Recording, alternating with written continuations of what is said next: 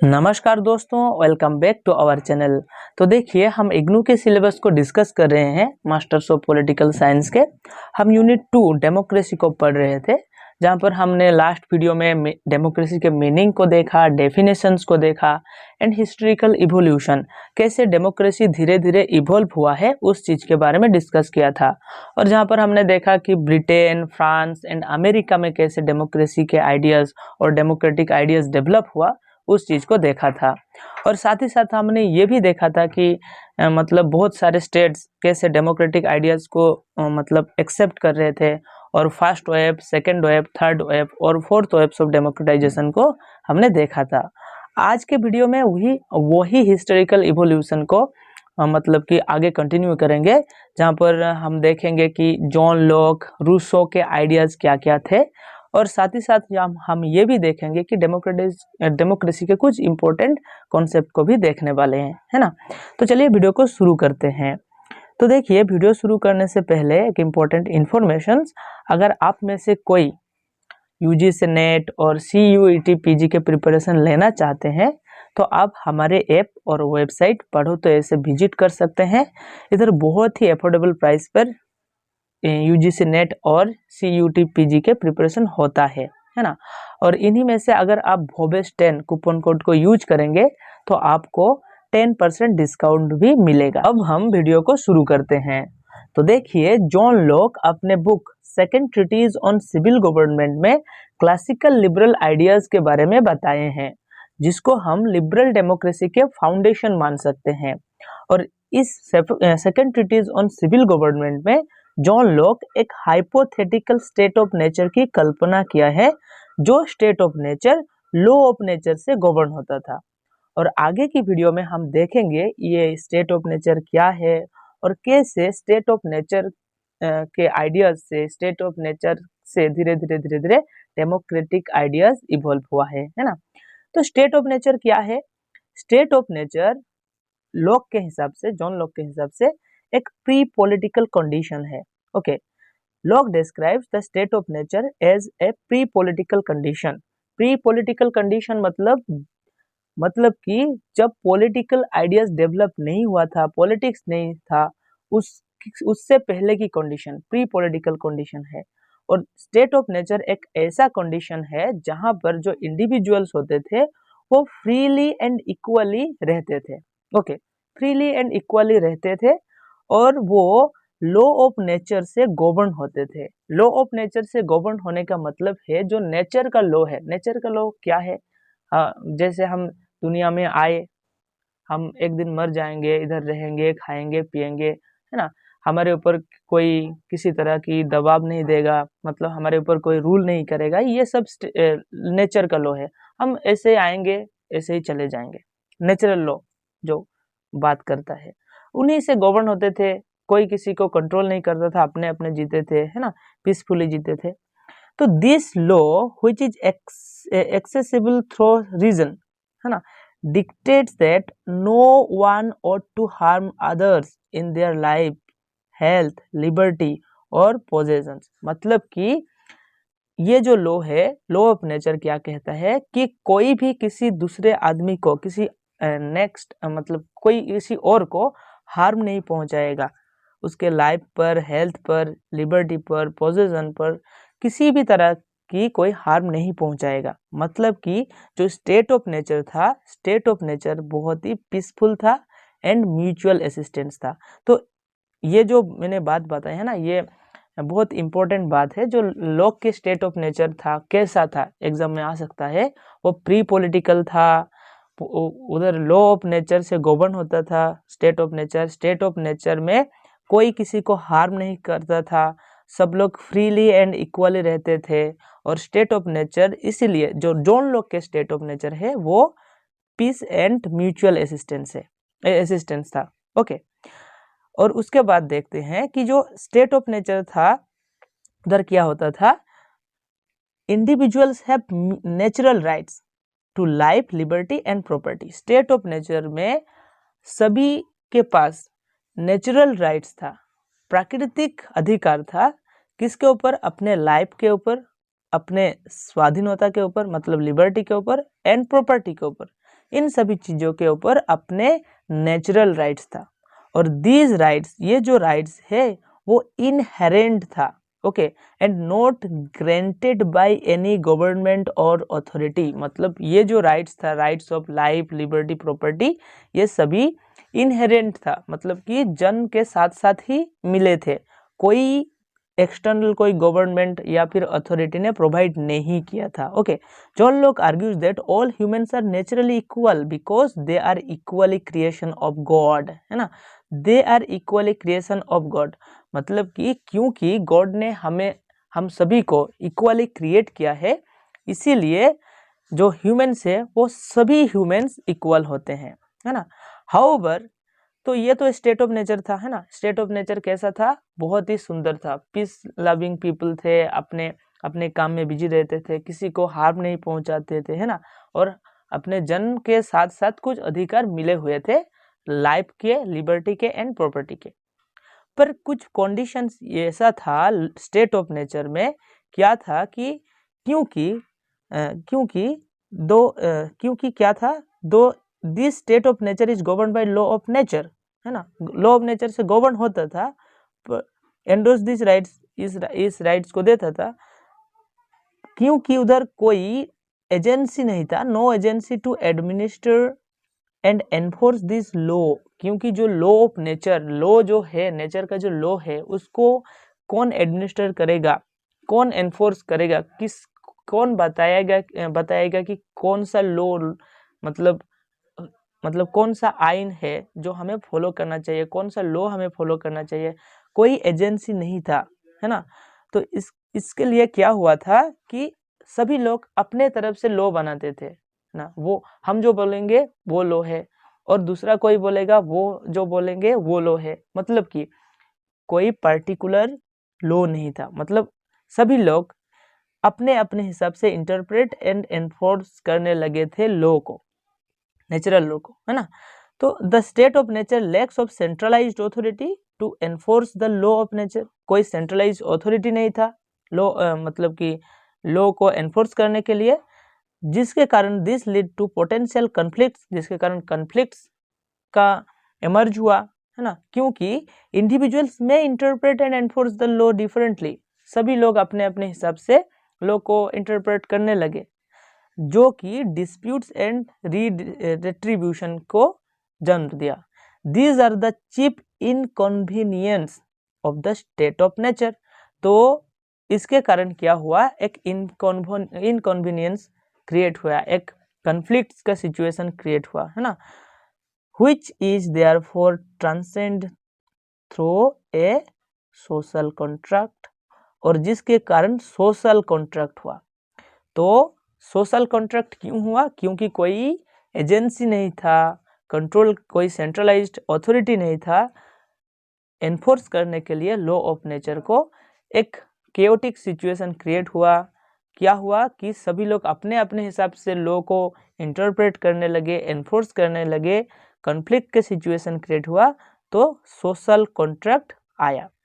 Social contract, सामाजिक चुक्ति। तो social contract theorist John Locke है, रूसो भी हैं और हॉब्स भी हैं, इसको याद रखना।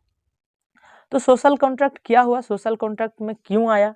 तो सोशल कॉन्ट्रैक्ट क्या हुआ, सोशल कॉन्ट्रैक्ट एड्रेस किया, किसको एड्रेस किया?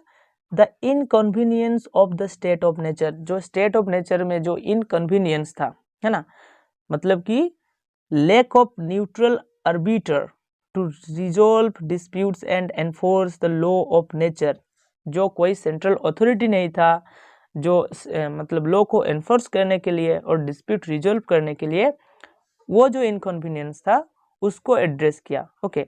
And individuals enter into A social contract, and सभी लोग एक कॉन्ट्रैक्ट में आए, सोशल कॉन्ट्रैक्ट, एक चुक्ति में आया, है ना।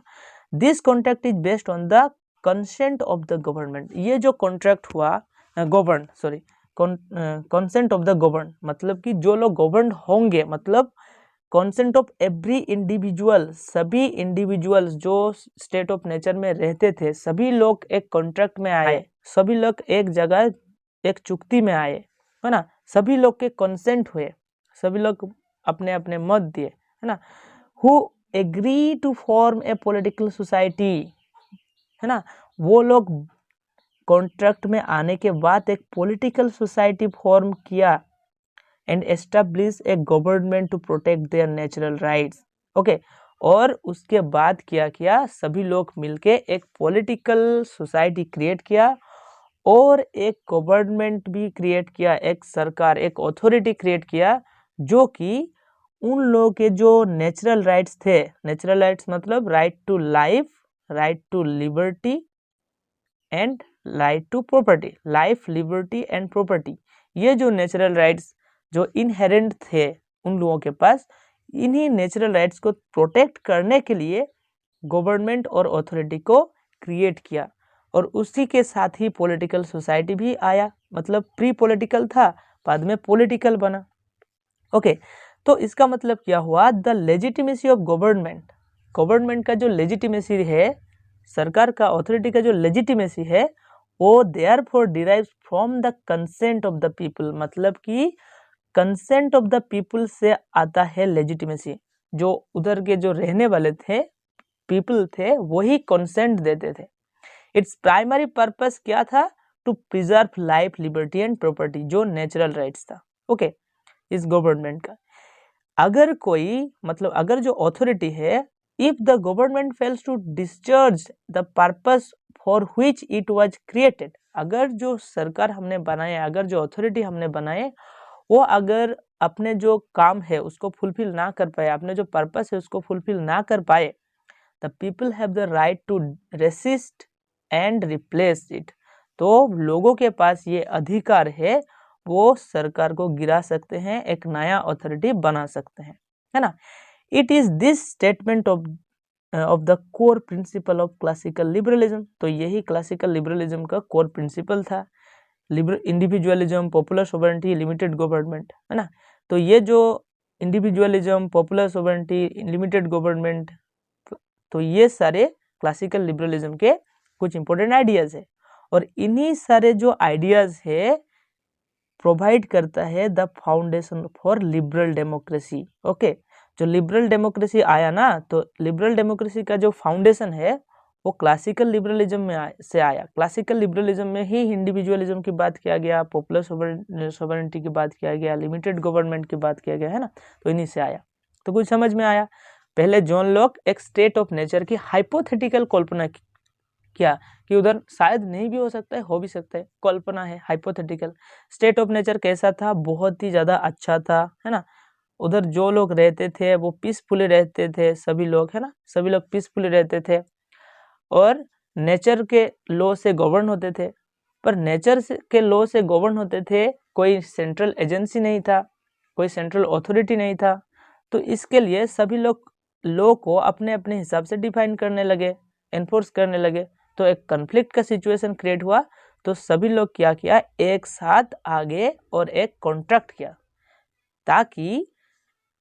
ताकि अपने जो नेचुरल राइट्स है, right to life, liberty and property, वो प्रोटेक्ट हो सके, है ना, प्रोटेक्ट हो सके, इसलिए सब लोग कॉन्ट्रैक्ट किया और बाद में पॉलिटिकल सोसाइटी क्रिएट हो गया, गवर्नमेंट आया। अगर गवर्नमेंट कोई अपने जो ड्यूटी है उसको पूरा नहीं कर पाए, अपने पर्पस को फुलफिल नहीं कर पाए, तो लोगों के पास अधिकार दिया गया, वो सरकार को गिरा सकते हैं। तो ये ही बाद में डेमोक्रेसी का क्या है, फाउंडेशन बना। डेमोक्रेसी में क्या होता है, सरकार को हम वोट देते हैं, इलेक्शन होता है, वोट, अगर वो सरकार अपने काम नहीं कर पाए तो हम नेक्स्ट इलेक्शन में उसको क्या करते हैं, नहीं जिताते हैं ना। तो ये जो सारे प्रिंसिपल्स है, जॉन लॉक के जो थिंकिंग है स्टेट ऑफ नेचर की, तो यही सारे principles also celebrated in the American declaration of independence, है ना, 1776 में। ओके, तो ये थी लॉक के आइडियाज। तो यहाँ से जो second treatise on civil government, John Locke की बुक, इसको याद रखना, 1681। अब हम देखते हैं रूसो के आइडियाज। तो रूसो भी कुछ इसी तरह से, मतलब सोशल कॉन्ट्रैक्ट की बात करते हैं, बट रूसो के आइडियाज थोड़ा डिफरेंट है ना। तो the French declaration of rights of man 1789 reflected the republican spirit of Jacques Rousseau. जहाँ जैक रूसो, मतलब रूसो की जो आइडियाज है वो फ्रेंच रिवॉल्यूशन हुआ उसमें देखने को मिला। तो रूसो जो है वो रिपब्लिकन गवर्नमेंट को सपोर्ट करते थे, ओके, रिपब्लिकन, और जॉन लॉक जो थे वो रिप्रेजेंटेटिव गवर्नमेंट को सपोर्ट करते थे। तो वो देखने वाले हैं थोड़ी देर में। तो Rousseau in idealising citizenship by presenting individuals as public spirited members of community. तो देखिए जो रूसो थे रिप्रेजेंटेटिव गवर्नमेंट को गुड नहीं मानते थे, नॉट गुड, है ना, simply was not good enough, क्योंकि रिप्रेजेंटेटिव गवर्नमेंट में पीपल डायरेक्टली पार्टिसिपेट नहीं करते थे। रिप्रेजेंटेटिव गवर्नमेंट क्या है, बहुत सारे लोग हैं, वो लोग वोट करके एक पर्टिकुलर लोग को, मतलब एक पर्टिकुलर पीपल, मतलब कि इंडिविजुअल को अथॉरिटी बनाते थे। ये अथॉरिटी सभी के तरफ से रिप्रेजेंट करता था, है ना, सभी लोग पार्टिसिपेट नहीं करते थे, ये आदमी जाता था। इसीलिए लोग, मतलब रूसो ने रिप्रेजेंटेटिव गवर्नमेंट को सपोर्ट नहीं करते थे, है ना। तो रूसो कहते थे the only form of free government was direct democracy, क्योंकि जो रिप्रेजेंटेटिव गवर्नमेंट है वो फ्री गवर्नमेंट प्रोवाइड नहीं करता है, सभी लोग तो पार्टिसिपेट नहीं कर सकता है ना, सिर्फ रिप्रेजेंटेटिव्स जा सकते हैं, इसलिए वो इसको अच्छा नहीं कहते थे। Free government was direct democracy. Direct democracy में क्या होता थे, in which citizen should participate directly, जो भी सिटीजन्स होंगे सभी लोग डायरेक्टली पार्टिसिपेट कर सकते हैं, जिसको पॉपुलर सोवरेनिटी भी बोला जाता है ना, this is known as popular sovereignty. तो रूसो के आइडियाज समझ में आया ना। रूसो डायरेक्ट डेमोक्रेसी को सपोर्ट करते थे, है ना, रिप्रेजेंटेटिव गवर्नमेंट को नहीं। Of course, Rousseau was aware that gross inequalities of wealth as well as large political communities were obstacles to popular sovereignty, मतलब popular sovereignty का obstacles हो सकते हैं। While liberty, welfare and public education is the context of a small city state provided the ideal conditions for democracy. Okay, तो ये सभी Rousseau के ideas थे, है ना। तो यहाँ से दो चीज याद रखना, रूसो रिप्रेजेंटेटिव गवर्नमेंट को सपोर्ट नहीं करता था, लोग करता था। रूसो रिपब्लिकन गवर्नमेंट को सपोर्ट करता था। तो ये जो हमने देखा लास्ट वीडियोस में कि इवोल्यूशन देख रहे थे, फ्रेंच, ब्रिटेन, अमेरिका, माने फ्रांस, ब्रिटेन, अमेरिका में कैसे इवोल्व हुआ, उसके बाद में हम लॉक एंड रूसो के आइडियाज पढ़े, तो ये इवोल्यूशन पढ़ा, है ना। अब हम डेमोक्रेसी के कुछ इंपॉर्टेंट जो कॉन्सेप्ट्स हैं, जैसे कि आइडियाज है, उसको देखने वाले हैं, जैसे autonomy, rights, liberty and equality. तो इन सभी कॉन्सेप्ट्स को और आइडियाज को हम डेमोक्रेसी के फैमिली मेंबर बता सकते हैं, है ना।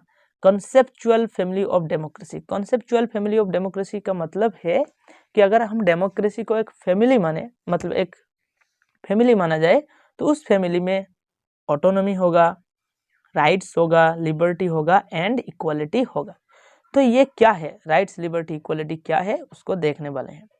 तो डेमोक्रेसी क्या है बताए थे, रूल ऑफ मतलब रूल बाय द पीपल, है ना, rule by the people democracy है। It is associated with concept such as autonomy, rights, liberty and equality. These principles are deeply rooted in the liberal tradition and form the foundation of democratic theory. तो यही जो thinking concepts है, autonomy, rights, liberty and equality, ये foundation create करता है democratic theory की, है ना। तो ऑटोनॉमी क्या है, autonomy is central to the liberal democratic tradition, मतलब कि जो लिबरल डेमोक्रेटिक ट्रेडिशन है उसमें सेंट्रल रोल प्ले करता है ऑटोनॉमी। ऑटोनॉमी क्या है, autonomy emphasizing the individuals capacity for rational thought and self determination.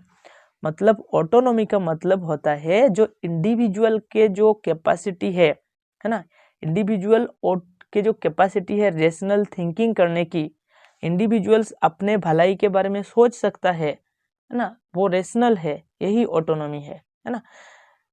क्या है, individual should have control over their own lives, decisions and life choices. मतलब वो अपने जो लाइफ है उसके रिलेटेड डिसीजन ले सकते हैं ऑटोनोमसली, क्योंकि वो रेशनल बीइंग है, उनके अंदर रेशनल थिंकिंग है, वो सोच सकते हैं अपने भलाई के बारे में।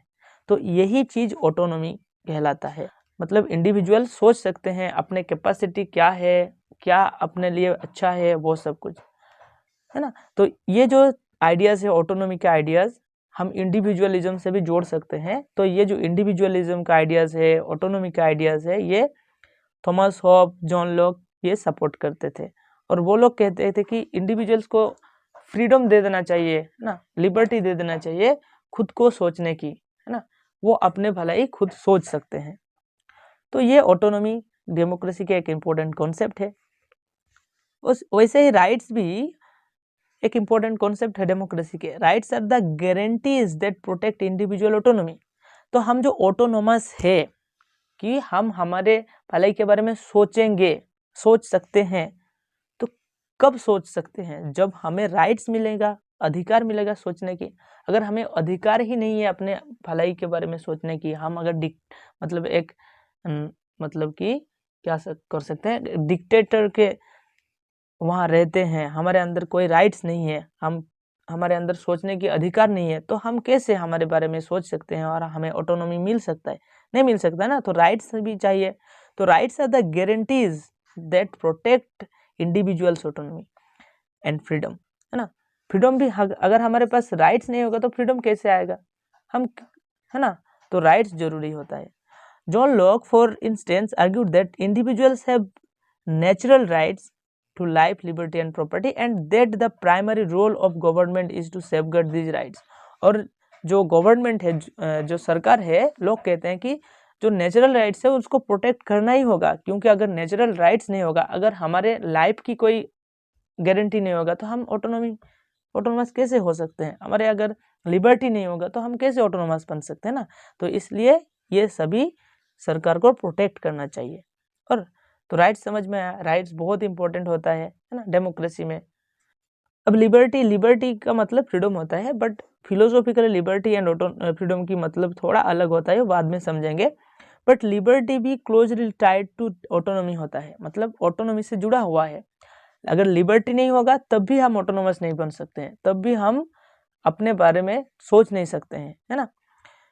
as it ensured that individuals can act according to their own will without undue interference। मतलब कि जब तक हमें कोई फ्री नहीं छोड़ेंगे, हमें कोई फ्री नहीं देगा, लिबर्टी नहीं देगा कि हम सोच सकते हैं, तब तक हम ऑटोनोमस बन ही नहीं सकते हैं, है ना। In democratic theory this is often translate into negative liberty, मतलब freedom from external constants, and positive liberty the capacity to act on one's desire. मतलब कि नेगेटिव लिबर्टी का मतलब होता है हम फ्री है, हम कुछ भी कर सकते हैं, है ना, कुछ भी कर सकते हैं, negative liberty. But positive liberty का मतलब होता है क्या वो काम करने के लिए हमारे पास कैपेसिटी है, तब हमारे पास पॉजिटिव लिबर्टी होगा। मतलब थोड़ा सिंपल करके समझने की कोशिश करते हैं। शायद हम चाहते हैं कि हम डॉक्टर बने, है ना, ये तो नेगेटिव लिबर्टी कहता है हाँ तुम्हारे पास अधिकार है, तुम्हारे पास लिबर्टी है, तुम बन सकते हो। बट क्या वो कैपेसिटी है, क्या वो सिचुएशन, मतलब क्या वो सर्कमस्टेंसेस है, मेरे पास उतना मनी है, मेरे पास मतलब पढ़ने की वो कैपेसिटी है? अगर नहीं है तो मेरे पास पॉजिटिव लिबर्टी नहीं है। तो ऐसे समझ लेना, वो बाद में जब लिबरलिज्म पढ़ेंगे वो डिटेल्स में समझेंगे। ओके, तो ऑटोनॉमी इंपॉर्टेंस है। ऑटोनॉमी मतलब कि खुद सोच सकते हैं और उसके लिए राइट्स चाहिए, लिबर्टी चाहिए। और इक्वालिटी भी इम्पोर्टेंट है डेमोक्रेसी में। इक्वालिटी को हम बहुत मतलब डेमोक्रेसी में मल्टीफेसेटेड मान सकते हैं, क्योंकि इक्वालिटी, बहुत सारी इक्वालिटी हमें चाहिए। पॉलिटिकल इक्वालिटी चाहिए। पॉलिटिकल इक्वालिटी मतलब इक्वल पार्टिसिपेशन इन इलेक्शन और डिसीजन मेकिंग। ओके, मतलब कि हम चाहे तो इलेक्शन में पार्टिसिपेट कर सकते हैं और डिसीजन मेकिंग में भी पार्टिसिपेट कर सकते हैं, तब हम पॉलिटिकल इक्वलिटी गेन करेंगे। हमारे पास लीगल इक्वलिटी होना चाहिए, equal protection under the law.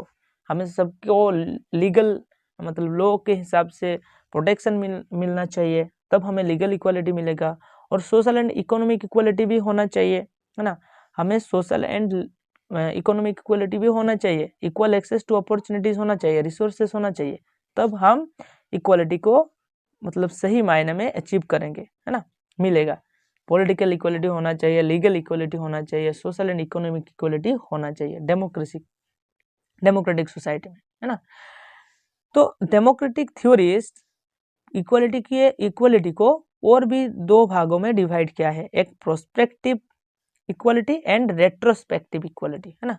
तो प्रोस्पेक्टिव इक्वलिटी का मतलब होता है कि equal chance for influencing the outcomes of the democratic processes, मतलब कि जो पॉलिसीज होगा, जो डिसीजन लिया जाएगा, उस डिसीजन में हमें इक्वल चांस मिलना चाहिए, हम डिसीजन लेने में पार्टिसिपेट कर पाएंगे, तब भी हम इन्फ्लुएंस कर पाएंगे the outcomes of democratic process को। तो ये प्रोस्पेक्टिव इक्वलिटी कहता है कि डिसीजन लेने की पहले, और रेट्रोस्पेक्टिव इक्वलिटी कहता है कि decision that has already been taken, मतलब पहले से डिसीजन लिया गया है, वो डिसीजन लेने के बाद हम we can say everyone equally determine the decision, okay, हम उसके बाद हम इक्वली डिटरमाइन कर रहे हैं उस डिसीजन को।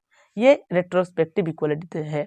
मतलब हमें किस टाइप की इक्वलिटी चाहिए, प्रोस्पेक्टिव या रेट्रोस्पेक्टिव? ऑब्वियसली प्रोस्पेक्टिव, हमें मतलब कि पार्टिसिपेट चांस मिलना चाहिए डिसीजन मेकिंग में, है ना। तो ये चीज है। Now it is clear that in most situation it is hard to say this unless the decision was unanimous, और इसलिए मेजोरिटी रूल आया है ना। Since unanimous decisions are rather rare, decisions by majority is the only procedure which satisfy the test of democracy। इसलिए majority लोग अगर decision लेंगे तो शायद अच्छा ही होगा, क्योंकि हम यूनानिमस डिसीजन कभी नहीं ले सकते। समझ में आया क्या क्या डिस्कस किया? लॉक के बारे में डिस्कस किया, रूसो के बारे में डिस्कस किया, है ना, और कुछ इंपॉर्टेंट कॉन्सेप्ट के बारे में। तो डेमोक्रेसी में सबसे इंपॉर्टेंट कॉन्सेप्ट क्या है? Equality, liberty, rights and autonomy, है ना। तो आशा करता हूँ सब कुछ समझ में आया होगा।